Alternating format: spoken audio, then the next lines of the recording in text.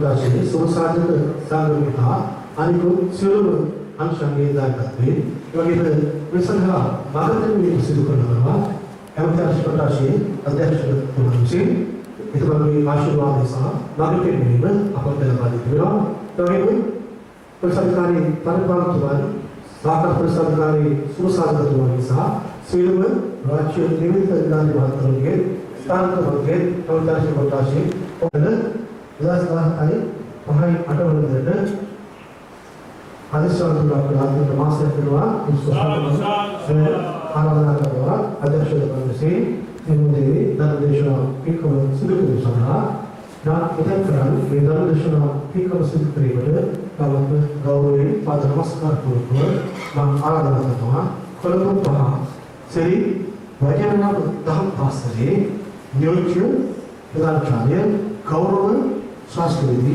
अवसराई पूज्यपाद मीगुण साधुकार्य गच्छामि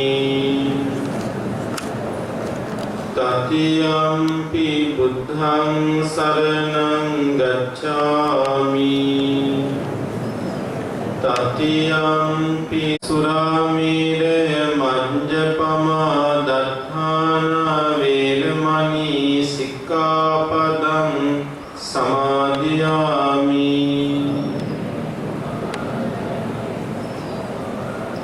तिसरणेन सन्धिं पञ्चशीलं धम्मं साधुकं सुरक्षितं कृत्वा अपमादेन सम्पादेत समन्ता चक्रवालेषु अत्र गच्छन्तु देवता सद्धम्मं मुनिराजस्य शृण्वन्तु सग्मुक्तं धम्मश्रवणकालो अयं वदन्तः धम्मश्रवणकालो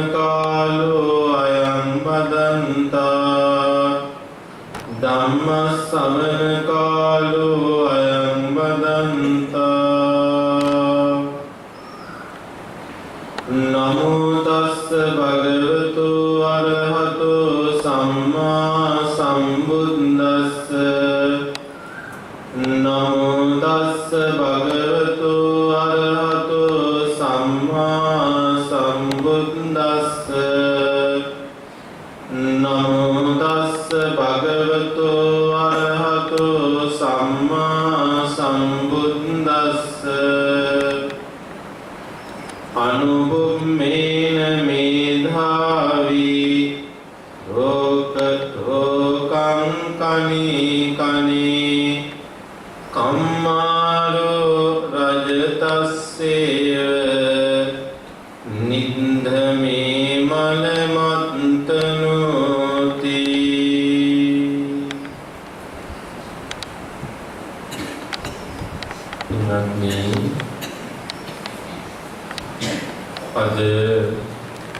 अध्यक्षकतमान पुलिस अधिकारी श्री अल्फोंस मध्यतमान नेतुलु पुलिस अधिकारी तुमाला सहकार पुलिस अधिकारी तुमाला आदि कोटे नाम कतुला पोषण पुरपसलस्वक पुरनी धर्म श्रवण करने सुधारण पोषण दस केला किंवा මම ආයි අමුතුවෙන් විස්තර කරන්න ඕන කතාවක් නෙවෙයි. අපි චූටි කාලේ ඉඳලා අහපු කතාවක් තියෙනවා. කඩපාඩම් වෙච්ච කතාවක් තියෙනවා. දහම් පාසල් යන කාලේ ඉඳලා අපි ඉගෙන ගත්ත කතාවක් තියෙනවා. පොසොන් ගෙවෙනකොට ඒ කතාව අමතක වෙනවා. කොච්චර මතක් වෙනවද කිව්වොත් පොසොන් ලබනකොට ලංකාවේ ෆුඩ් සිටි වල මිහිඳු හාමුදුරුවෝ ඉන්නවා. ඒ තරමට මේ කතාව ජනප්‍රියයි. ඇත්තටම පොසොන් කියන්නේ මෙච්චරයි කියලා මට නම් පොඩි ප්‍රශ්නයක් තියෙනවා. මොකද අපි ගොඩාක් දෙනෙක් පොසොන් කියලා හිතාගෙන ඉන්නේ කතාවට විතරයි. මිහිඳු කියලා හාමුදුරු කෙනෙක් ලංකාවට වැඩියා. ලංකාවේ එතකොට තිස්ස කියලා රජෙක් පාලනය කළා. ඒ මිහිඳු කියන හාමුදුරු මිහින්තලා කියන ගල උඩට වැඩියා. තිස්ස කියන රජුරු මුවදඩේ මෙහියා. රජුරුවන්ව දැකපු රජුරු තිස්ස මේ රජුරුවන්ව දැකපු මිහිඳු හාමුදුරු තිස්ස කියලා කතා කළා. රජුරු බය වෙලා කවුද මගේ නම කියලා කතා කරන්නේ කියලා බැලුවා. ඊට පස්සේ මිහිඳු හාමුදුරු ගාථාවක් කිව්වා. රජුරු තෙරුවන් සරණ ගියා. ඕක මිහිඳු ගාථාවක් කතා. ඇත්තටම මෙච්චරයි පොසොන් කියන්නේ. මේකද පොසොන් කියන්නේ. අපිට පොඩි ගැටලුවක් තියෙනවා. වෙසක් එකක් ලැබලා වෙසක් එකක් ගෙවිලා ඉවර වුණා. තොරන් බැලුණා. කෝඩු හැදුවා.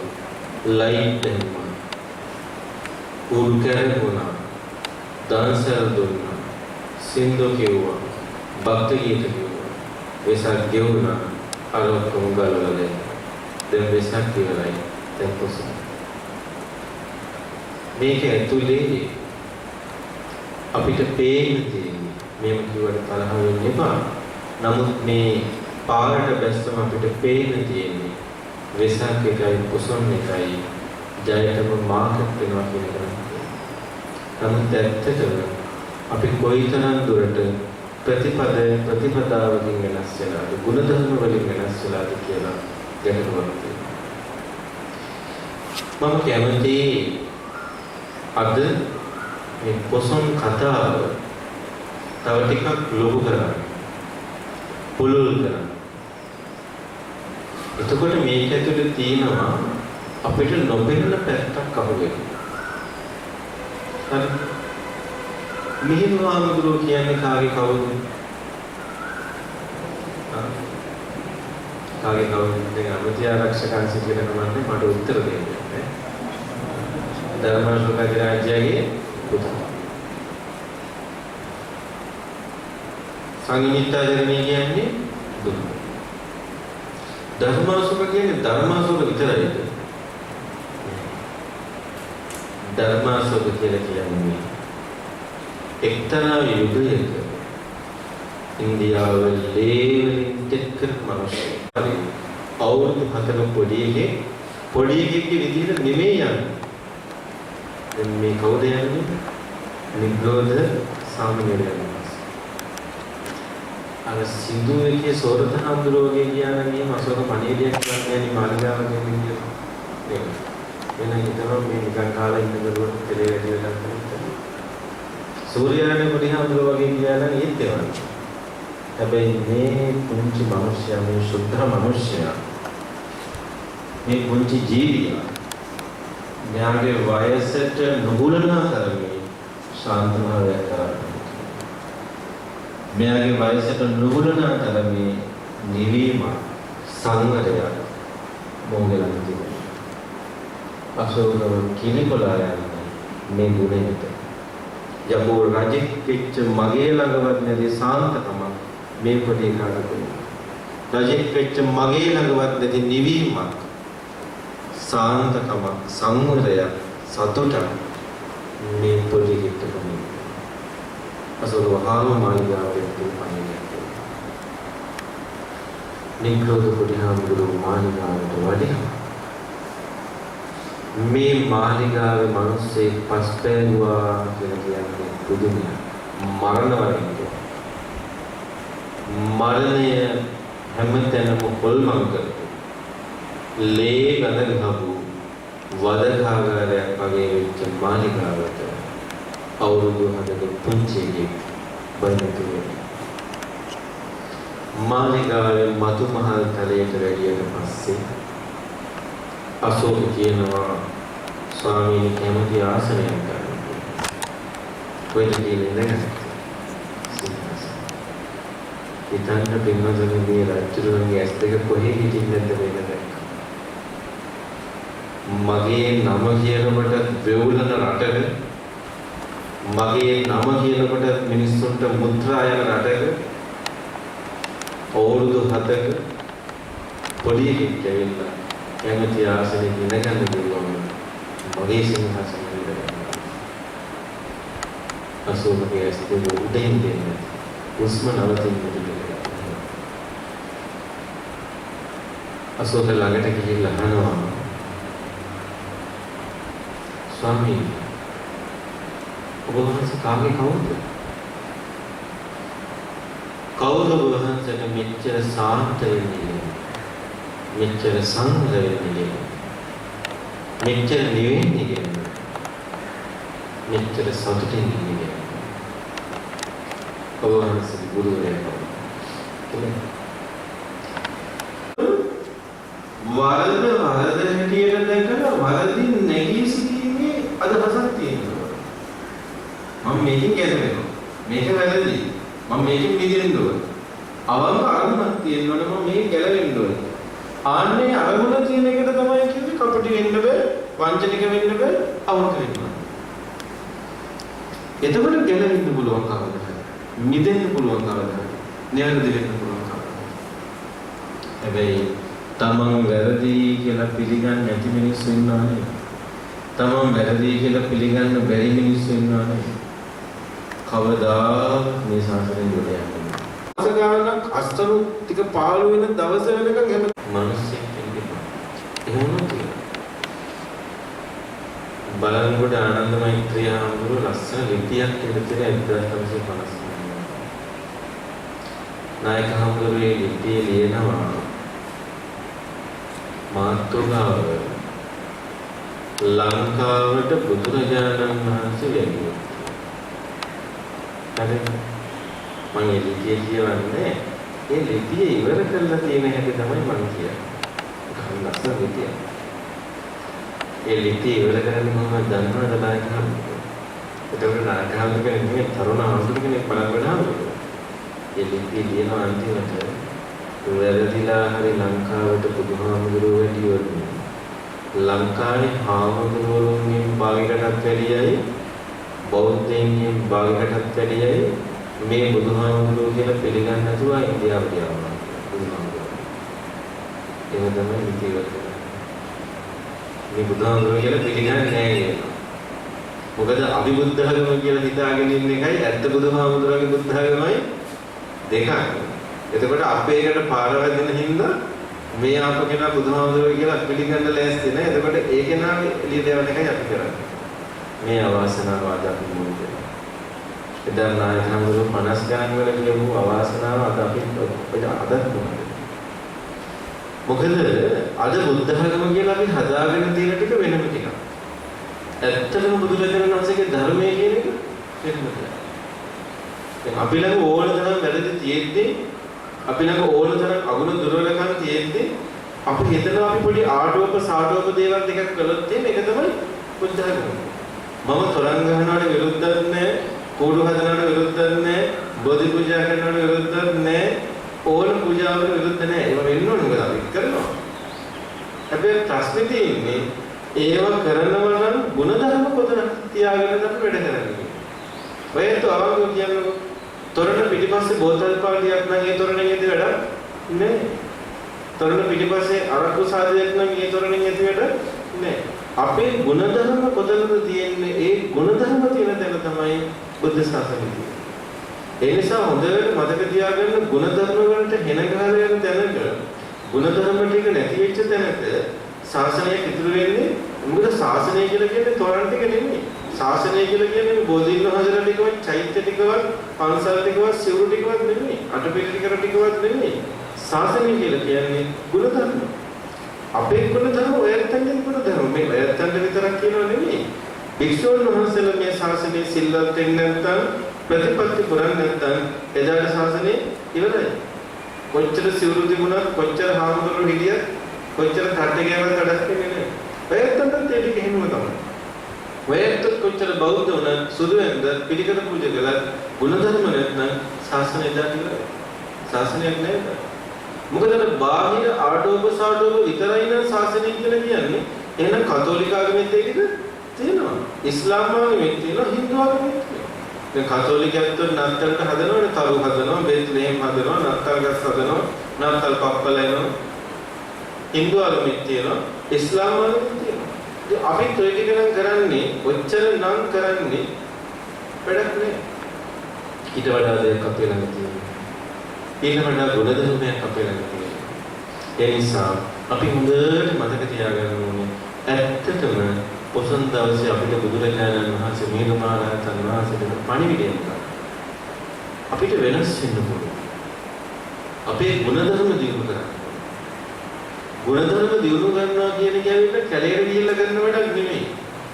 ගුණධර්ම දියුණු කරනවා කියන එක ඇවිල්ලා පෙන්ෂන් ගිහිල්ලා කරන වැඩකුත් නෙමෙයි.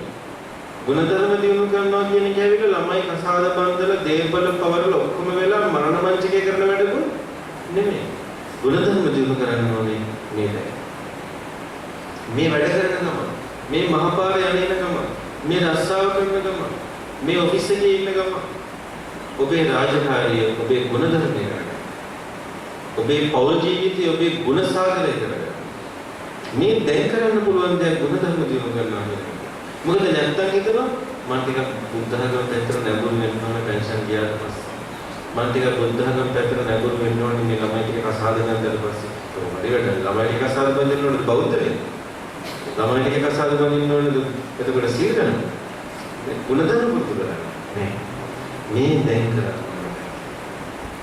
සමහර වෙලාවට ගුණධර්ම වැඩි කරගන්න පුළුවන් දරුවන්ගේ පරණ නිදහස් කරගෙන විශ්‍රාම ගිහලා ගුණධර්ම තව තව වැඩි කරගන්න පුළුවන්. හැබැයි ගුණධර්ම පටන් ගන්න වැඩි දැන් කරනවා. ඒකම නැරෙන්න කිට්ටු වෙලා කරනවා. නැත්තම් අපි දන්නේ නැහැ.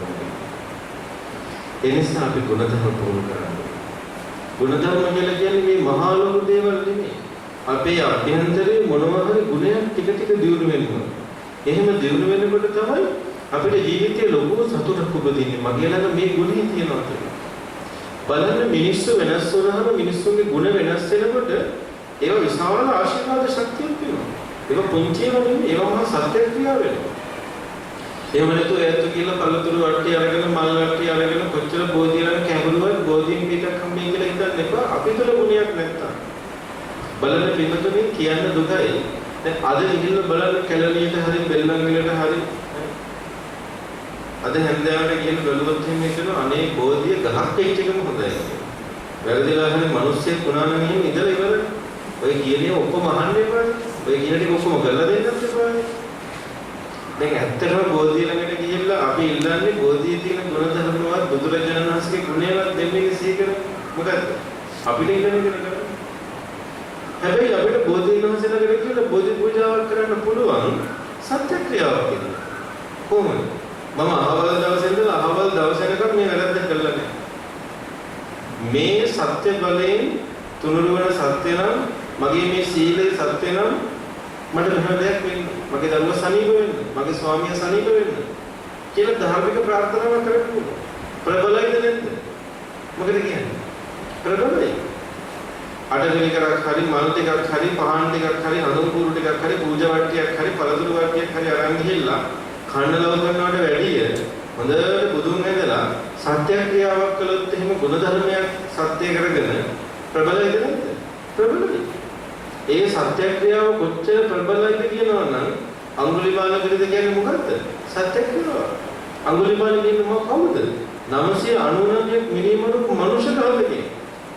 මේ මහා හද්ද මිනිමරුවා. ලේ දවරු අත්වලින් බුදුරජාණන් වහන්සේ දකින්නකො මිනිස්සයා.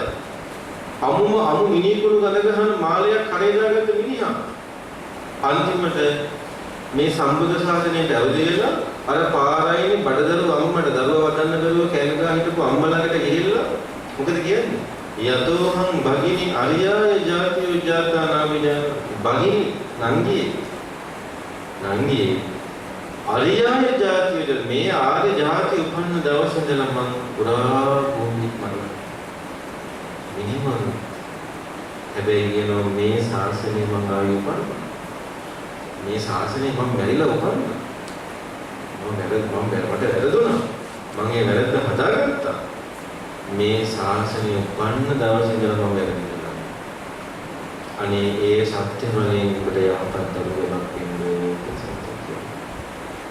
අදටත් අපේ අම්මලා අඟුලිමාල පිළිත මතරලා දෙන්නේ නැද්ද බඩදරු අම්මා කෙනෙකුට පැමිණි වතුර ටිකකට අදටත් අම්මා කෙනෙක් දරුවෙක් පිළිතනකොට පැමිණි වතුර ටිකකට වතුරලා වේත් කරලා දෙනවා. ඔක ඔච්චර ප්‍රබලයි. අපිට සිද්ධියක් කියන්න. පෞද්ගලික අවුරුද්දේ ඉන්දියානු සංග්‍රහවල මේක බලනවා. ඒ සංග්‍රහයේ සත්ත්ව විද්‍යාඥයෝ ලිපියක් පළ කරලා තිබුණා. පුදුමයි කෙනෙකුට මේ ඒ සත්ත්ව විද්‍යාඥයෝ නිරීක්ෂණය කරනවලු ඉන්දියාවේ කැලේක මුවරංචුවක් ඉන්නවා. ඒ මුවරංචුවේ ඉන්න ගැබ්බර මුවදෙන්නු පැටව වදන සමය කිට්ටු වෙනකොට ග්‍රාම සීමාවට කැලෙන් අයින් වෙලා ගම පැත්තට ලා යනවා. කැලේ මායිමන ගිහිල්ලා ඒ හරිය ඉඳලලු පැටව ලැබුණාට පස්සේ කැලේ ඇතුළට එන්නේ. ඉන්දියාවේ තමයි ලෝකේව මුවන්ගේ මෙහෙම කිසිම චර්යාවක් නැහැ. මුව ඕනතරම් ලෝකේ ඉන්නවා. හැබැයි කිසිම මුව වර්ගයක මෙහෙම අසාමාන්‍ය චර්යාවක් නැහැ. මේ කැලේ ඉන්න මුවන්ට විතරක් මේ අමුතු චර්යාවක්. කෑමක් නැහැ හරිය. කන්න මිනිස්සු දාන්නේ නැහැ. හැබැයි ගැබ්බර සමේ ගැබිලි මුවදෙන්නු විතරක් ඒ හරියට ගිහින් පැටව වදුවට පස්සේ වෙන්නේ. ඒව සත්‍යවිද්‍යාවෙන් කියන්න බැරුවා. පස්සේ මේගොල්ලෝ පුරා විද්‍යාඥයන් කතා කරලා බැලුවා. මේගොල්ලන්ට ආරංචි වෙනවා. අර අඟුලිමාල මහරහතන් වහන්සේ සත්‍යක්‍රියා කරපු භූමිය අර ග්‍රාම සීමාවේ තියෙනවා. දැන් බලන්න අර කැලේ ඉන්න තිරසනාට එක දැනෙච්ච විදිහ. ඌට පැටව වදන්න පහසුවක් වෙනවා ඇති ඒකනේ ඔය හරියට යනවා. නේද බලන්න ස්වභාව ධර්මයේ ටික දැනෙන්නේ. දැන් මේ මහා මනුෂ්‍ය ගාතකෙ වෙනස් වෙච්ච හැටි ඒකයි පුදුමයි. අඟුලිමාල කියන කෙනා අහිංසක වුණා නම් මේක පුදුමයක් වෙන්නේ. අහිංසක හැමදාම අහිංසකෙක්. ඉරාවද මනුෂ්‍ය. හැබැයි මේ මහා මනුෂ්‍ය ගාතකෙකට මෙච්චර වෙනස් වෙන්න පුළුවන්. ඔයාට මිනි 999ත් එක මිනිහක්වත් බලන්න. ඉතින් අපිට කොච්චර වෙනස් වෙනවද? අම්මපාලේ කියලා කියන්නේ විශාල මහනුවර වැඩිම මිලකට කය අලෙවි කරපු ගණිකාව. අම්බපාලියේ ගෙදර දානෙට බුදුහාමුදුරුවෝ වඩින්නේ ලිච්ඡවි රජදරුවන්ගේ දාන ආරාධනාව ප්‍රතික්ෂේප කළා. ලිච්ඡවීන් කියලා කියන්නේ බුද්ධ ශාසනයේ අග්‍රදායකයෝ. ලිච්ඡවි රජදරුවන්ගේ දාන ආරාධනාව ප්‍රතික්ෂේප කරලා බුදුහාමුදුරුවෝ අම්බපාලියේ දාන ආරාධනාවට අම්බපාලි ගෙදරට වැඩියා. ඒ වෙනකොට ಭಾರತයේ ඉන්දියාවේ විශාල මහනුවර ප්‍රසිද්ධ වෛශ්‍ය බුදුරජාණන් වහන්සේ වැඩියා. අම්බපාලියේ ගෙදර දාන කළා. අම්බපාලිට මේක හිතාගන්න බුදු කෙනෙක් මම වගේ කියන්නේ විදිහට දාන කරලා තියෙනවා. අම්බපාලිට බණ කිව්වා. අම්බපාලි වෙනස්. අම්බපාලිය තමයි රහත්ලා තේරි ගාථාව කියන්නේ මේ කුණු වෙන දෙතිස් කුණුපයන්ගේ නවදොරින් අසුචි වෙගෙන මේ කයට නින්දා වේවා. මේ කයට නින්දා වේවා කියලා කියන්නේ අර අම්බපාලිය සම්පූර්ණ වෙනස්. මිනිස්සුන්ට වැරදි වෙන්න පුළුවන් මිනිස්සුන්ට. මේ මහ පොළොවේ මිනිස්සු වැරදි කරන්නේ તો කවුරු කරන්නේ? වැරදි වෙන නිසා තමයි මිනිස්සුන්ට මිනිස්සු කියන්නේ. හැබැයි ඒ වගේම ඒ වැරදි වලින් නිදහස් වෙන්න පුළුවන්කමක් තියෙනවා. වැරදි විදිහට දකින්න පුළුවන්. මේ ශාසනයේ ලොකුම වැරද්ද වැරදි කරන්නේ මේ ශාසනයේ ලොකුම වැරද්ද තමයි වැරදි හැටියට පිළිගන්නේ. වැරදි කරන එක මේ ශාසනයේ වැරදි කරන එක මේ ශාසනයේ මේ ශාසනයේ ලොකුම ප්‍රශ්නේ වැරදි හැටියට නොපිළිගන්න. පින්වතුනි ආරණ්‍ය සේනාසනවල ගල්ලෙන්වල පින්ඩපාතේ යැපෙන රහතන් වහන්සේලා වගේ භික්ෂුන් වහන්සේලා තවම මේ රටේ ඉන්නවා. උන්වහන්සේලාගේ ජීවිත කතා අහලා බැලුවොත් මම ඕන තරම් අහලා තියෙනවා. අනේ ගිහි කාලේ මහා බේර සමහර වෙලාවට මිනිස්සු මරු කරේ. ගමේ ඉන්න පාදාල ඡණ්ඩිය මහා නපුරු කෙනා මුළු ගමේම හිටපු නරකම චරිතය. හැබැයි අද ඈත වනාන්තරයක පින්නපාත ටිකක් කලවලා මේ ශාසනයේ නිහඬව රකින්න මහා ධර්ම වේදේ මිනිසුන්ට වෙනස් වෙනවා. ඒ නිසා හොඳට මේක මතක තියාගන්න. දවස් දෙක ආරම්භයේදී හම්බ වෙනවා ස්වාමීන් වහන්සේ. උන්වහන්සේ දානේ වළඳන වෙලාවේ මම දැක්ක උන්වහන්සේගේ දකුණු අතේ මේ උඩ ලොකු තුවාලයක් කරලා තියෙනවා. මම කිව්වා ආමතුරුනේ මේ කොහෙන්ද මේ මොකද වෙලා තියෙන්නේ? ඉතින් උන්වහන්සේ කිව්වා මේ ඒක ලොකු කතාවක්. මොකද මොකක්ද ලොකු කතාවක්?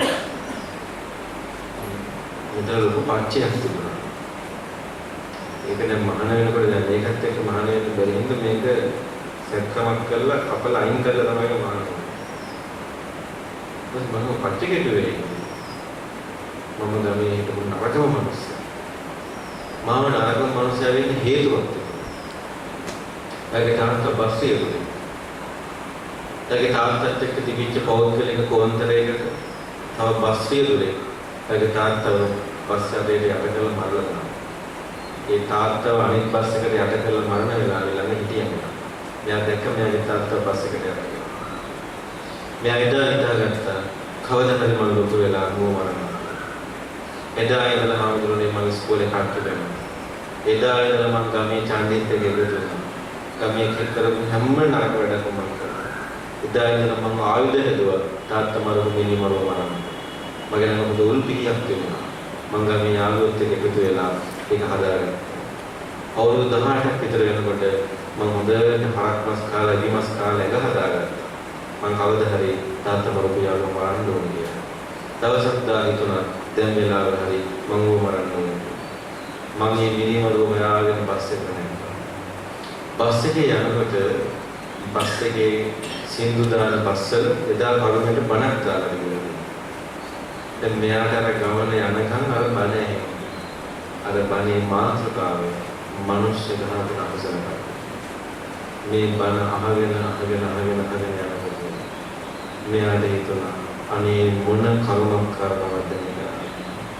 ඒ මනුස්සයා දැන් හොඳටම වයසට ගිහින් මම තරුණයෙක් කියලා මේ ඝාතනය කළොත් ඒ මනුස්සයාගේ ජීවිතෙත් ඉවරයි මගේ ජීවිතෙත් ඉවරයි. මෙයා පස්සෙකින් බිමට බැහැලා ඉංග්‍රීසි පැත්තේ අරන්නේ සේනාසනයකට යනවා. මාර අයින දිවිත් 12කට අර උල්පිය විසි කරලා දාලා අර අරන්නේ සේනාසනයේ ලොකුහාමුදුරුවෝ ලොකුහාමුදුරුවෝ බලනවා එක පැත්තකින් පච්චෙදුත්තිය අවුදු විදියට එකපතත් හදපු මිනිස්සෙක් ඇවිල්ලා මහාන වෙන්නේ. ලොකුහාමුදුරුවෝ පන්සලෙන් යන අවදීන් කියලා කාලයක් කියලා පහන. අද තාම සිල්වත් අතිශය සිල්වත් අපිට කැද නැතුව ඉන්න පැත්තට වන්නේ නැහැ. ඒකට බලන්න මිනිස්සුන්ට වෙනස් වෙන්න පුළුවන්. ඒ නිසා හොඳට මතක තියාගන්න මේ බුද්ධ ශාසනය කියලා කියන්නේ ප්‍රතිපදා ගුණධර්ම අපේ පරණ මිනිස්සු මේක කරගන්නවා. ඔයත් කල්පනා කරලා බැලුවොත් ඔයත්ගේ පූර්ව පරම්පරාව අපිට කලින් හිටපු මිනිස්සුන්ට අපේ සීයලා අත්තම්මලට අපේ ආච්චිලා සීයලා ඊට කලින් හිටපු මිනිස්සුන්ට සමහර වෙලාවකට අවුරුද්දකට එකවතාව යටපිරිකට අත ගන්නවා. කඩින පින්කම දවස. සමහර විට ජීවිතේටම එකවතාවයි අටපිරිකරක් පූජා කරනවා.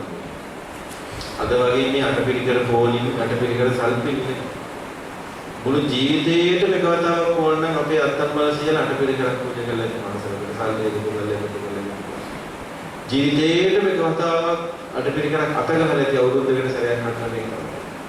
හැබැයි ඒ මිනිස්සුන්ට අපිට වඩා දුක් පොය දවසට තියා නිකන් දවසකටවත් කුණු වතුර ටිකක් මහ පොළොවට හලන්න එපා කියලා අපි කියන්නේ බලන්න. පොය දවසකට කැත්තක් උදැල්ලක් අතට අරගෙන පොළොව පටන්න එපා කියලා අපි කියන්නේ කවුද? ඒ මිනිස්සු. කුඹරක් කළාම ලියද්දක් සම්පූර්ණයෙන්ම කුරුළු පාළුව කියලා කුරුල්ලන්ට වෙන් කරන්න අපි කියන්නේ කවුද? අපි ජාතිය කියන්නේ කවුද? ඒ මිනිස්සු. තේන ගිනි තියනකොට තේන වටේ කෑ ගහලා අපා දෙපා සූපා බහුපා සත්තුනේ පැනලා දුවපල්ලා තේන ගිනි තියන්නයි යන්නේ කියලා කෑ ගහලා සත්තු එලවලා තේන ගිනි තියන්නේ කියන්නේ කවුද? ඒ මිනිස්සු.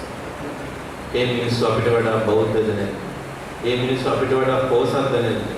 ඒ මිනිස්සුලා අපිට වඩා බුද්ධ ධර්ම තිබුණද නැද්ද කියලා අපි හිතලා බලන්න. ඒ මිනිස්සු එළියෙන් බෞද්ධකම පේන්නේ නැති වුණාට ඒ මිනිස්සුගේ මුළු ජීවිතය තුළ අපිට දැන් මේ මිනිස්සුන්ට පන්සල් යන්න බැරි වෙන්නේ නැති. දන් දෙන්න බැරි වෙන්නේ නැති. අටපිරිකර පූජා කරන්න බැරි වෙන්නේ නැති. මොකද මේ මිනිස්සු දුප්පත්. මේ මිනිස්සුන්ට ඈත පන්සලකට යන ගව් ගානක් යන්න වෙනවා. අටපිරිකර පූජා කරන්න සල්ලි ටිකක් පා ගන්න අවුරුදු ගානක් යනවා. හැබැයි මේ මිනිස්සු අපිට වඩා බුද්ධ. ඒ නිසා අපි හොඳට මතක තියාගන්න අපේ ගුණ ධර්මයක් දියුණු කරගන්න.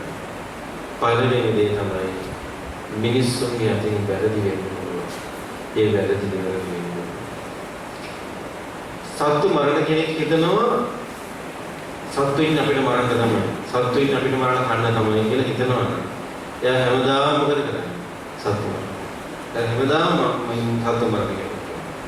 දඩයන් කරන්නේ. මාස් ඇත්තේ. එයාට කවදාවත් ගැලවෙන්නේ. බොරු කියන කෙනෙක් හිතනවා පොඩි බොරුවක් කියනද ජීවත් වෙන්න බෑ. මේ සමාජය හැටියට පොඩි බොරුවක් කියන්නේ. එයා හැමදාම බොරු කියනවා. එයාට වෙනස් වෙන්නේ.